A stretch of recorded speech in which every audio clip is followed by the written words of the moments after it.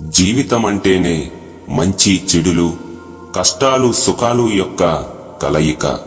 మనిషి కేవలం సుఖాన్ని మాత్రమే పొందాలని ప్రయత్నిస్తాడు.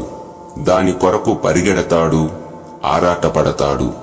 కాని కష్టం, దుఃఖం అనేది లేకుండా సుఖాన్ని పొందలేడు అని తెలుసుకోలేడు. నువ్వు చేసే చెడు కర్మకు ఈ రోజు కాకపోయినా రేపైనా లేదా మరో రోజైనా చేసిన తప్పుకు శిక్ష అనుభవించి తీరవలసినదే. కర్మకు చిన్న పెద్ద, ధనిక పేద అనే తారతమ్యాలు ఉండవు. దాని పని అది నెరవేర్చుకుంటూ వెళుతుంది. నీకు ఏదైనా రావాలి అంటే ముందు నువ్వు ఏదైనా ఇచ్చి ఉండాలి. అటువంటిదే కర్మ సిద్ధాంతం.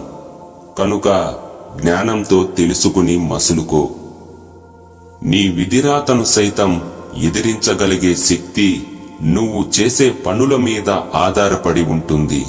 మంచి పనులు చేస్తే నీ విధిరాత ఎలా ఉన్నా ఏదో ఒక రోజు మంచి తప్పకుండా జరుగుతుంది. చెడ్డ పనులు చేస్తూ పోతే నీ విధిరాత ఎంత గొప్పగా ఉన్నా నీకు పతనం తప్పదు. అందుకే విధిరాత కన్నా కర్మఫలం చాలా గొప్పది. చెడును అర్థం చేసుకోవడం చాలా సులువు.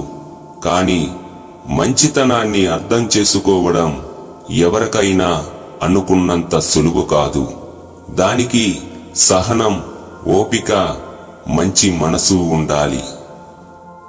ప్రతి మనిషి జీవితంలో కొన్ని సందర్భాలలో క్లిష్టమైన పరిస్థితులను ఎదుర్కోవలసి వస్తుంది. అటువంటి పరిస్థితుల్లో బ్రతుకు కొంచెం భారంగా అనిపిస్తుంది. ఏమీ చేయలేని నిస్సహాయ స్థితి కూడా వస్తుంది. అలాంటి సమయంలో నువ్వు వెతకవలసినది సాయం చేసే చేతుల కోసం కాదు, నీ మనసు పొరల్లో నిక్షిప్తమై ఉన్న శక్తి కోసం. ఆ శక్తి పేరే ఆత్మవిశ్వాసం. ఆత్మవిశ్వాసంతో ముందుకు వెళితే క్లిష్టమైన పరిస్థితులను సైతం ఎదుర్కొని బయటపడవచ్చు. ఎప్పుడైతే ఆత్మవిశ్వాసం కోల్పోతావో అప్పుడే జీవితాన్ని కోల్పోయినట్టే.